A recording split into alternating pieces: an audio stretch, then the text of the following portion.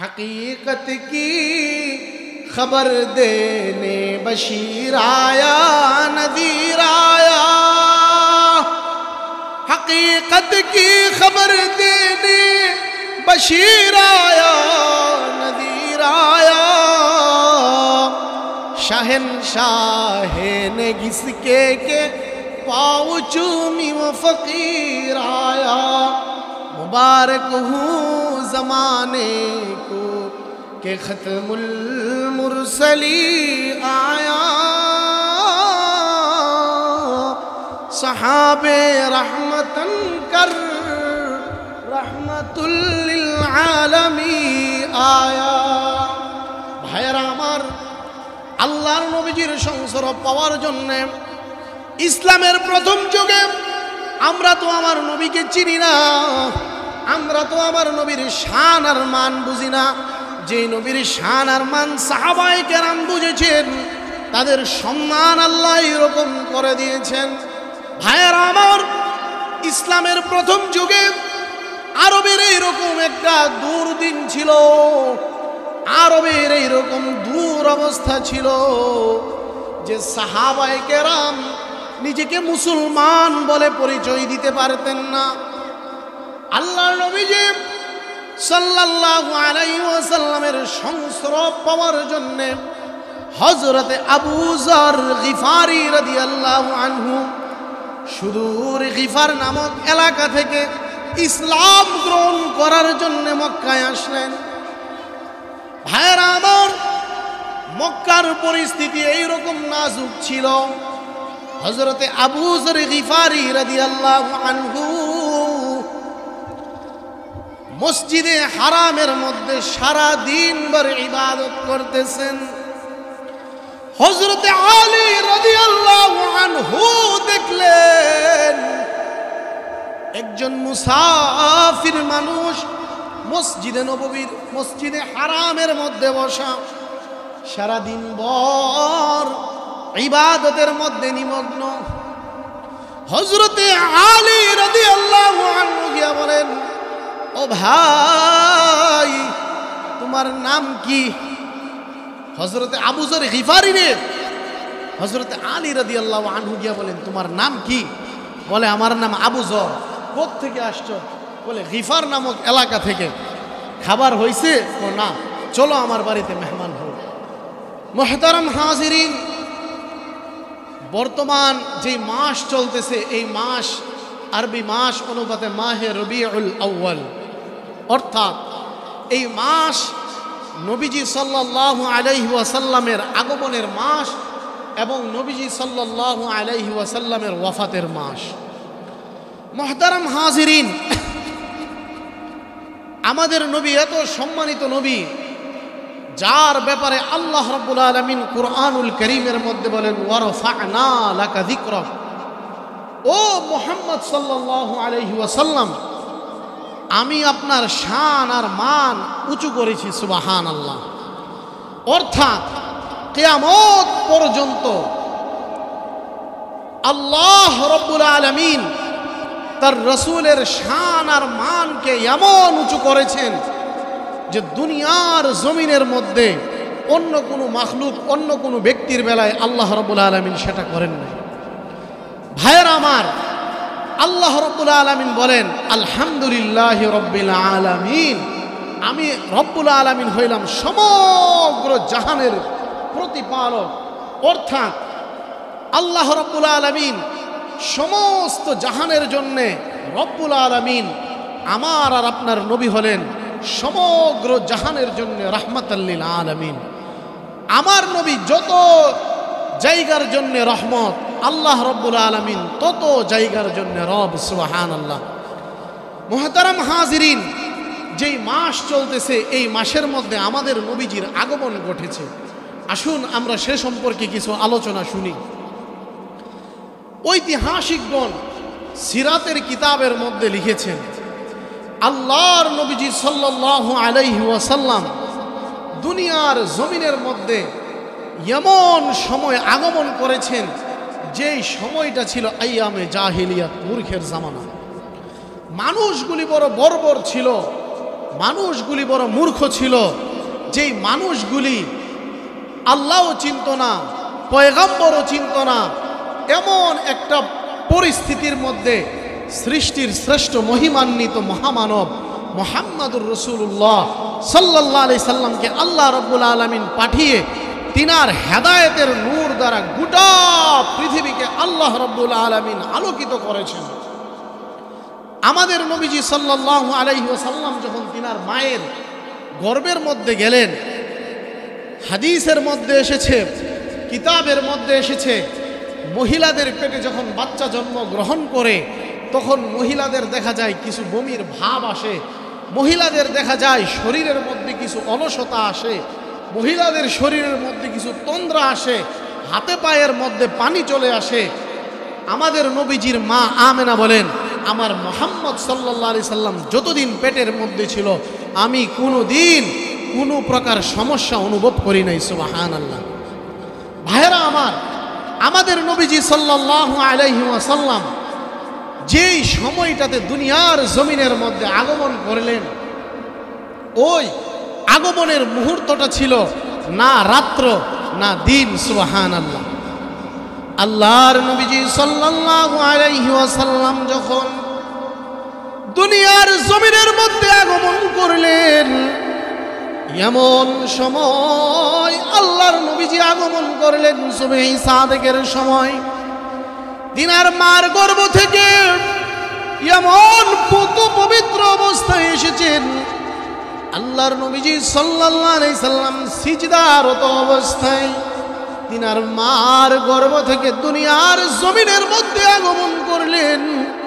শুধু তাই নয়, আল্লাহর নবী যখন তিনার মার গর্ভ থেকে দুনিয়ার জমিনের মধ্যে আসেন, তিনার শরীরের মধ্যে কোনো রক্ত নাই, তিনার পবিত্র শরীর মুবারকের মধ্যে কোনো পানি নাই, তিনার পবিত্র শরীর মুবারকের মধ্যে কোনো দুনিয়ার জমিনের অন্যান্য বাচ্চারা যেইভাবে জন্মগ্রহণ করে এই রকম সূরত নাই।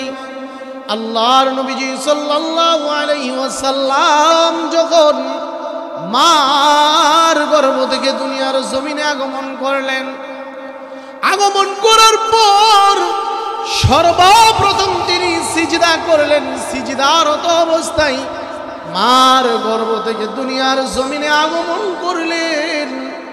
আগমন করার পর সিজদায় গিয়া আল্লাহর তাসবিহ পাঠ করতেছেন।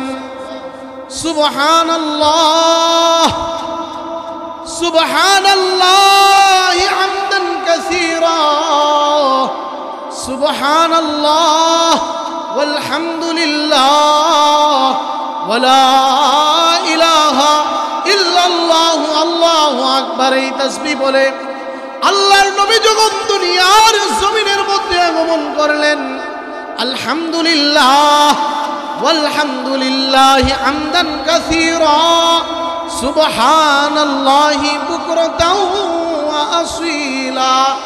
এই বাক্য, এই তাসবিহ পড়ে আল্লাহর নবী যখন দুনিয়ার জমিনের মধ্যে আগমন করলেন, তিনার মায়ের সমস্ত ঘর আলোয় আলোকিত হয়ে গেল। শুধু তাই নয়, কুদরত থেকে এই রকম আওয়াজ আসলো, গায়বু হাযা তিফল, এই বাচ্চাকে অদৃশ্য করো, এই মুহাম্মাদুর রাসূলুল্লাহকে অদৃশ্য করো। আল্লাহর নবী মুহাম্মাদুর রাসূলুল্লাহ তিনার মার কোলের মধ্যে এমত অবস্থায় আওয়াজ যখন আসলেন, তিনার মা বলেন, কিছু সময়ের জন্য আমি দেখি আমার পুত্র মুহাম্মদ আমার কাছে নাই। আল্লাহর নবীকে গোটা পৃথিবী আল্লাহ রাব্বুল আলামিন পরিভ্রমণ করাইলেন, যেন দুনিয়ার কোনো জায়গা, দুনিয়ার কোনো মাখলুক, দুনিয়ার কোনো খালক যেন এই কথা বলতে না পারে আমরা মুহাম্মাদুর রাসূলুল্লাহকে পাই নাই, আমরা মুহাম্মাদুর রাসূলুল্লাহকে পাই নাই। আল্লাহর নবীকে আল্লাহ রাব্বুল আলামিন গোটা পৃথিবী পরিভ্রমণ করানোর পর আবার তিনার মার কাছে ফিরিয়ে দিলেন। শুধু তাই নয়, আল্লাহর নবীজি যখন আগমন করলেন, আগমন করার পর তিনার মার ঘরটা এমন আলোয় আলোকিত হয়ে গেল। আমেনা বলেন, আমার জীবনে আমি এইরকম আলো আর কোনোদিন দেখি নাই। সুবহানাল্লাহ। আল্লাহর নবীজি সাল্লাল্লাহু আলাইহি ওয়াসাল্লাম কিছু সময়ের জন্য তিনাকে অদৃশ্য করা হলো। এই অদৃশ্যের ব্যাপারে কিতাবের মধ্যে লিখেছেন, গোটা পৃথিবী আল্লাহর নবীকে আল্লাহ রব্বুল আলামিন পরিভ্রমণ করিয়েছেন। সুবহানাল্লাহ। আল্লাহর রসুলকে কিছু সময়ের জন্য অদৃশ্য করা হলো। ও আমেনা, এই মোহাম্মদ তো শুধু তোমার না, এই মোহাম্মদ হলো গোটা কুল কায়নাতের নবী। এই মোহাম্মদ হলো আমি রব্বুল আলামিন যেই জায়গার জন্য রব, আমার মোহাম্মদ হলো সেই জায়গার জন্য রহমত। সুবহানাল্লাহ। মুহতারাম হাজিরিন, আল্লাহর নবীজি সাল্লাল্লাহু আলাইহি ওয়াসাল্লাম জন্মের পর এক অলৌকিক ঘটনা ঘটলেন। তিনার চাচা আব্বাস রাদিয়াল্লাহু আনহু বলেন, ভাতিজা মুহাম্মদ, তুমি যেই দিন জন্মগ্রহণ করছিলা এই দিন আমি দেখছিলাম আকাশের চাঁদ আস্তে আস্তে আস্তে আস্তে এমন মনে হয়েছে যে এই চাঁদ তোমার ঘরের চালের উপরে ছিল। ও মুহাম্মদ, এর কারণটা কি? আল্লাহ রসুল রে তিনার চাচা হযরতে আব্বাস রাদিয়াল্লাহু আনহু বলতেছে, ভাতিজা মুহাম্মদ, তোমার জন্মের পর আমি এইরকম অলৌকিক দৃশ্য দেখলাম যে আসমানের চাঁদটা আসমানের মধ্যে নাই, এই চাঁদ যেন তোমার ঘরের উপরে চলে এসেছে। ও মুহাম্মদ, এর কারণ কি? আল্লাহর নবীজি সাল্লাল্লাহু আলাইহি সাল্লাম বলেন, চাচা, দুনিয়ার জমিনের মধ্যে যখন কোনো মানুষ জন্মগ্রহণ করে স্বভাব অনুপাতে বাচ্চারা কান্নাকাটি করে। আল্লাহ রাব্বুল আলামিন আমাকে এমন একজন নবী করে দুনিয়ার জমিনের মধ্যে প্রেরণ করেছেন যার সাদৃশ্যতা দুনিয়ার জমিনের কোনো মাখলুকের সঙ্গে যেন না মিলে। আমিও তো একজন মানুষ, আমি যেন না কাঁদি। আল্লাহ রাব্বুল আলামিন আসমানের চাঁদটাকে আমার কাছে নিয়ে আসছে। সুবহানাল্লাহ। ও ভাতিজা, শুধু তাই নয়, আমি দেখেছি তোমার মাথা যখন ডান দিকে যায় চাঁদও ডান দিকে যায়, তোমার মাথা যখন বাম দিকে যায় চাঁদও বাম দিকে যায়। আল্লাহর নবী বলেন, ও চাচা, এর রহস্য হলো আমি যেন না কাঁদি, আমি যেন না কাঁদি আমাকে সান্ত্বনা দেওয়ার জন্যে আল্লাহ রাব্বুল আলামিন চাঁদকে খেলার উপকরণ বানিয়ে দিয়েছে। সুবহানাল্লাহ।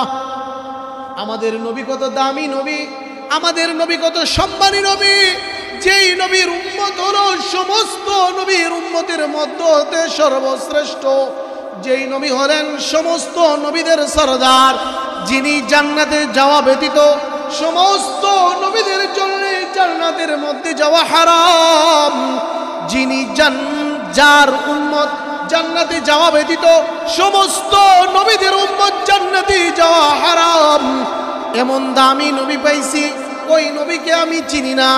আমার রসুলকে আল্লাহ এমন এক জাহিলি জামানার মধ্যে আল্লাহর রসুলকে প্রেরণ করেছেন, যেই জামানার মধ্যে মানুষগুলি এমন বর্বর হয়ে গিয়েছিল, যাদেরকে বলা হতো মূর্খের জামানা, যাদেরকে বলা হতো বর্বর। আমার রসুলের শান আর মান নিয়ে হিন্দু কবি জগৎ ভাট বড় মজার কবিতা লিখেছেন। হিন্দু কবি জগৎ ভাট আমার রসুলের জন্ম নিয়ে খুব সুন্দর কবিতা লিখেছেন। वो आया जिनके आने की जमाने को जरूरत थी, वो आया जिनके आने के लिए बेचैन फितरत थी, हकीकत की खबर देने बशीर आया नज़ीर आया, शहंशाह किसके के पाँव चूमी वो फकीर आया, मुबारक हूँ ज़माने को के ख़त्मुल मुरसली आया।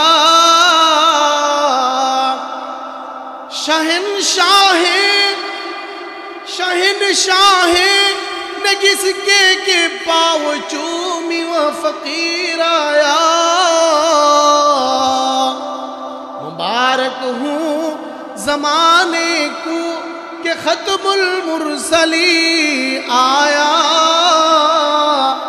सहाबे रहमतन कर रहमतुल लिल आलमी आया। हिंदू कवि जगत बाट, हिंदू कवि जगत बाट আমার রসুলের শান আর মান নিয়ে কবিতা লিখেছেন যে মুসলমান না হিন্দু, হিন্দুরাও আমার নবীকে চিনে।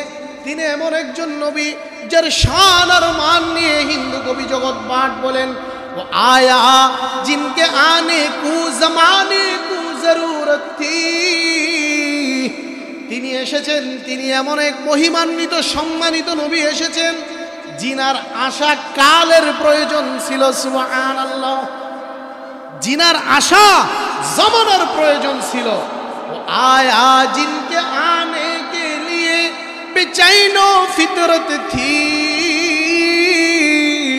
जिनार अपेक्षाय गोटा पृथिवी अपेक्षमान छिलो, गोटा पृथिवीर समस्त मखलुक जार अपेक्षाय छिलो, গোটা পৃথিবীর কীট পতঙ্গ যার আশার অপেক্ষা ছিল, ফেরেশতারাও জিনার আশার অপেক্ষা ছিল। তিনি কি আয়সা কি করবেন? হकीकत की खबर देने बशीर आया नज़ीर आया। সত্যের সংবাদ দেওয়ার জন্য, সুসংবাদের সত্য সুসংবাদ এর খবর দেওয়ার জন্য তিনি এসেছেন। সত্য এর সংবাদ দেওয়ার জন্য এসেছেন, ভয় ভীতি প্রদর্শন করার জন্য তিনি এসেছেন। মুবারক হু জমানে কো কে খতমুল মুরসলি আয়া, মুবারক হু জমানে কো কে খতমুল মুরসলি আয়া। বরকত হোক, সম্মানিত হোক যে জামানার জন্য রহমাতুল লিল আলামিন নবী এসেছেন। সুবহানাল্লাহ। সাহাবে রহমাতান কর রহমাতুল লিল আলামি আয়া। তিনি এমন একজন নবী যার সংস্রব যিনি পেয়েছেন তিনি এত দামি হয়েছেন, এত দামি হয়েছেন যার নাম শুনলে রাদিয়াল্লাহু আনহু বলতে হয়।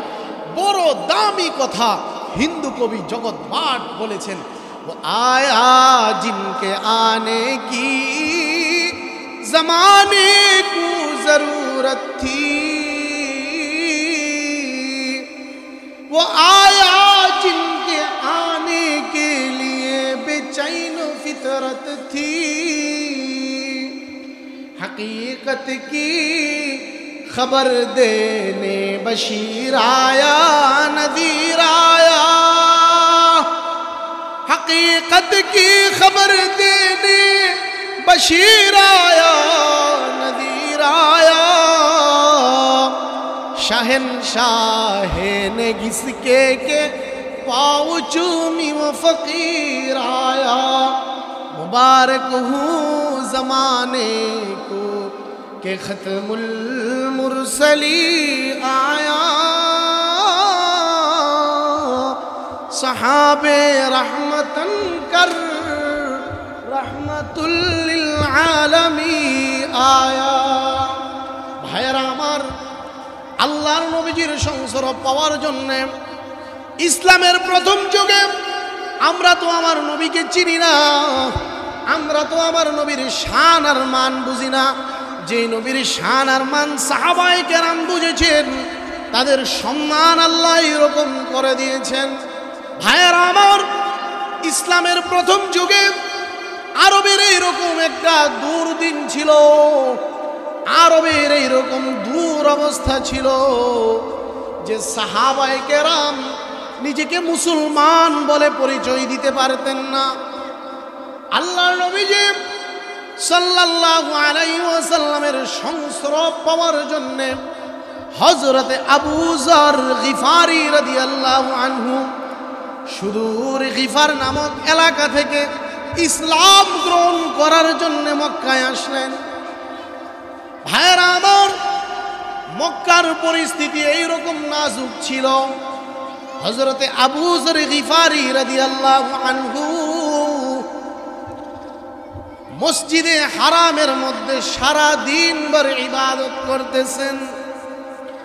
হযরতে আলী রাদিয়াল্লাহু আনহু দেখলেন একজন মুসাফির মানুষ মসজিদে নববীর মসজিদে হারামের মধ্যে বসা, সারা দিন ভর ইবাদতের মধ্যে নিমগ্ন।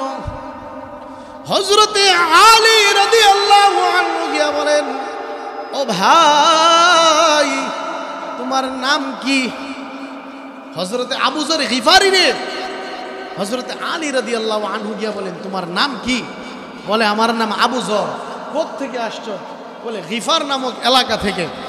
খাবার হয়েছে? ও না, চলো আমার বাড়িতে মেহমান হোক। মেহমানদারি করাইলেন। ইসলামের এমন নাজুক পরিস্থিতি ছিল, এই কথাটা পর্যন্ত জিজ্ঞাসা করতে পারলেন না হযরত আলী রাদিয়াল্লাহু আনহুর মতো জলিলুল কদর সাহাবী, যে কোথায় আসছেন, কেন আসছেন, কার কাছে আসছেন। দ্বিতীয় দিন আবার তিনি মসজিদে নববী, এই তোমার না বললাম ইকু বন্ধ করে রাখতাম। দ্বিতীয় দিন আবার মসজিদে নববীর মসজিদে হারামের মধ্যে সেম অবস্থা, সারা দিন তিনি উপবাস বসে রইলেন। হযরতে আলী রাদিয়াল্লাহু আনহু বলেন, খাবার খেয়েছো? বলে, না, চলো মেহমান হোক। মেহমানদারি করাইলেন, নিজের বাড়িতে নিয়ে গেছেন। এরপরেও জিজ্ঞাসা করতে পারেন না, ভাই কেন আসলেন, কার কাছে আসলেন, এমন নাজুক পরিস্থিতি। তৃতীয় দিন সেম অবস্থা, যাওয়ার পর বলতেছেন কেন আসলেন, তৃতীয় দিন বলতেছেন কেন আসলেন। হযরতে আবু যর গিফারি রাদিয়াল্লাহু আনহু এবার বলেন, ও ভাই, সুদূর গিফার নামক এলাকা থেকে এসেছি সত্য নবী মুহাম্মাদুর রাসূলুল্লাহ সাল্লাল্লাহু আলাইহি ওয়াসাল্লামকে একটু দেখার জন্য। সত্য নবী মুহাম্মাদুর রাসূলুল্লাহকে একটু দেখার জন্য এসেছি। তিনার হাত মুবারক ধরে ইসলাম গ্রহণ করার জন্য এসেছি। হযরতে আলী রাদিয়াল্লাহু আনহু চক্ষুদ্বয় থেকে পানি বের হয় আর বলেন, আবু যর, এই রকম নাজুক পরিস্থিতিতে তুমি মক্কার মধ্যে এসেছো, আমি তো তোমার নিয়া নবীর কাছে যাইতে পারবো না রে আবু যর।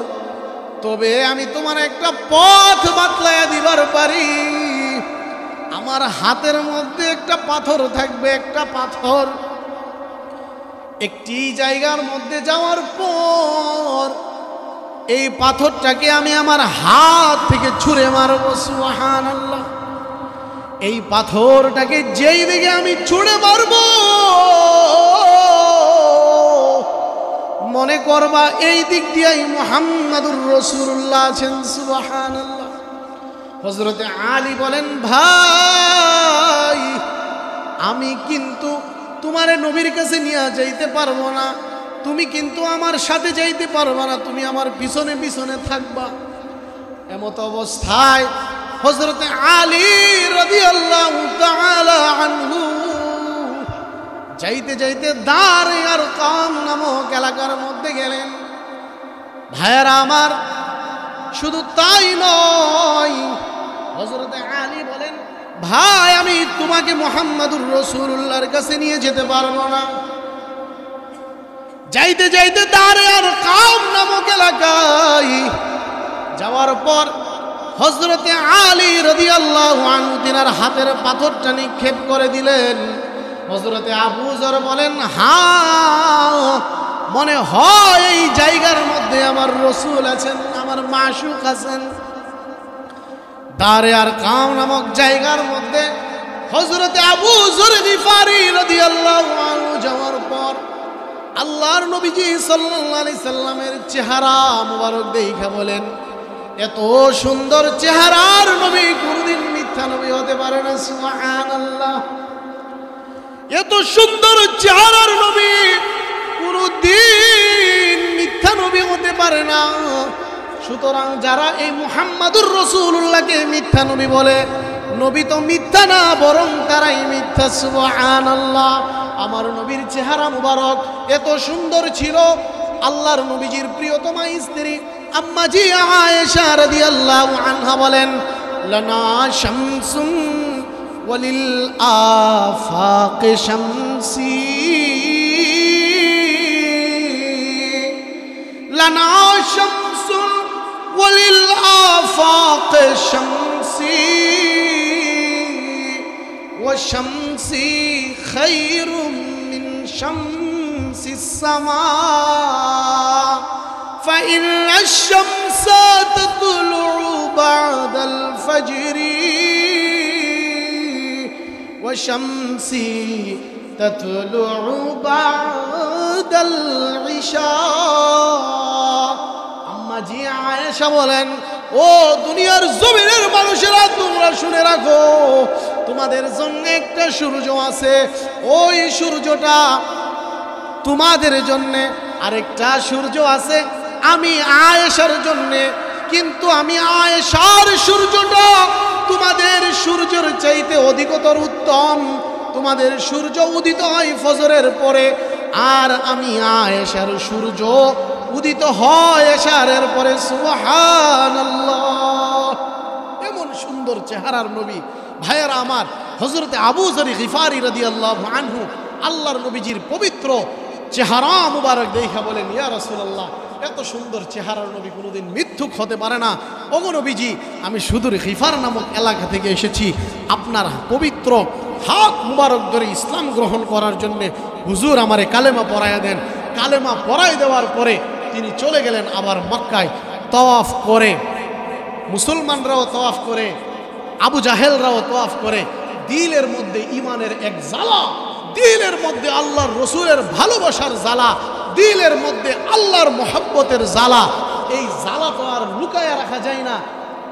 বাইতুল্লাহ তওয়াফ করতেছেন, আর অনিচ্ছাকৃত অবস্থায় মুখ ফসকে বের হয়ে গিয়েছে, আশহাদু আল্লাহ ইলাহা ইল্লাল্লাহ,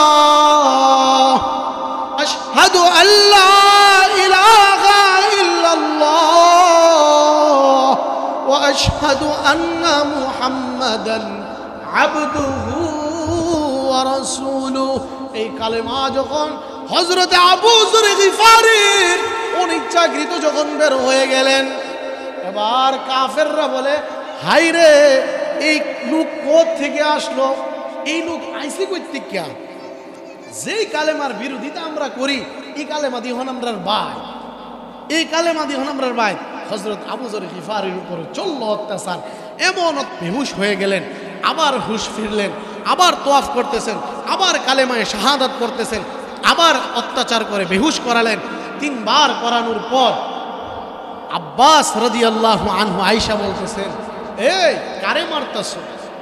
গিফার নামক এলাকার লোক, শামের মধ্যে ব্যবসা করতে গেলে গিফারের উপরে দিয়া যাওন লাগে, কারে মারতাছ? আড্ডি কিন্তু ভাঙ্গে লাইব। এই কথা কোয়ার পরে এবার রেহাই দিছে। ভাইয়েরা আমার, ইসলাম এমনি এমনি আসে নাই। ইসলাম নামক বৃক্ষের নিচে রয়েছে সাহাবাদের রক্ত, ইসলাম নামক বৃক্ষের নিচে রয়েছে তাবেঈদের রক্ত, ইসলাম নামক বৃক্ষের নিচে দু জাহানের সরদার মুহাম্মাদুর রাসূলুল্লাহ, জিনার পবিত্র শরীর মুবারকের মধ্যে মশা মাছি বসা হারাম, ওই নবীজি সাল্লাল্লাহু আলাইহি সাল্লামের পবিত্র রক্ত এই ইসলাম নামক বৃক্ষের নিচে রয়েছে। উলামায়ে কেরামের রক্ত, উলামারা এখনো পর্যন্ত রক্ত দিচ্ছে। কিয়ামত পর্যন্ত এই ইসলাম নামক বৃক্ষের নিচে একদল উলামা, একদল তৌহিদি জনতা রক্ত দিতে থাকবে, ইসলামকে এই জমিনে উড্ডীন করবে।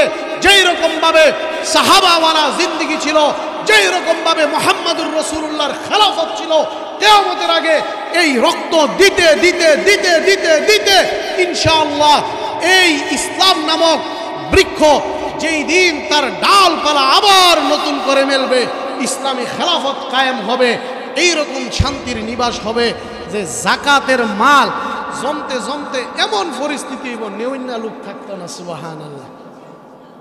এমন সুন্দর ইসলাম আমার আর আপনাকে আল্লাহ দান করেছেন, যেই ইসলামের ব্যাপারে আল্লাহ বলেন মাইয়াবতাগি গায়রুল ইসলামি দীনান ফালা ইউকবাল মিন। আল্লাহর কাছে ইসলাম ছাড়া অন্য কোনো ধর্মের কোনো আল্লাহর কাছে কোনো মূল্যায়ন নাই। ইসলাম ব্যতীত যত তন্ত্র মন্ত্রের যত ধর্ম আছে সবগুলি হচ্ছে ভ্রান্ত। এই ভ্রান্ত মতবাদ দিয়ে আল্লাহকে পাওয়া যাবে না। আল্লাহকে যদি পেতে হয় মুহাম্মাদুর রাসূলুল্লাহর সিরতকে আপনার সিরত বানাতে হবে, মুহাম্মাদুর রাসূলুল্লাহর সুরতকে আপনার সুরত বানাতে হবে, মুহাম্মাদুর রাসূলুল্লাহর জীবনীকে আপনার জীবনে রূপান্তর করতে হবে, সাহাবাদের রঙে রঙিন হতে হবে। যদি হইতে পারি তাইলেই মা আনা আলাইহি ওয়া আসহাবি, আল্লাহর রসুল এবং তার সাহাবীদের দলভুক্ত আমি হইলাম। সিরাতে মুস্তাকিমের পথের উপরে আমি অধিষ্ঠ হলাম। সিরাতে মুস্তাকিম ছাড়া জান্নাতে যাওয়া সম্ভব না। বনি ইসরায়েলের ৭২ দল, মুহাম্মাদুর রাসূলুল্লাহর উম্মতের মধ্যে একটা দল বেশি হবে, ৭৩ দল। আল্লাহর রসুল বলেন বাকি ৭২ দল জাহান্নামী, একটা দল জান্নাতি। সাহাবারা জিজ্ঞাসা করলেন ইয়া রাসূলুল্লাহ, একটা দল জান্নাতে সেটা কোনটা? আল্লাহর রসুল বলেন মা আনা আলাইহি ওয়া আসহাবি, আমি মুহাম্মাদুর রাসূলুল্লাহ আর আমার সঙ্গী সাথীদের জীবন আদর্শ, যার জীবন আদর্শ হবে সেই হলো সিরাতে মুস্তাকিমের পথের একজন ধারক বাহক। সেই ব্যক্তির জন্য রয়েছে আল্লাহর তৈরি জান্নাত। আল্লাহ রাব্বুল আলামিন আমাদেরকে সিরাতে মুস্তাকিমের উপর চলার তৌফিক দান করুক। ওয়া আখিরু দাওয়ানা আলহামদুলিল্লাহি রাব্বিল আলামিন। আসসালামু আলাইকুম ওয়া রাহমাতুল্লাহি ওয়া বারাকাতুহু।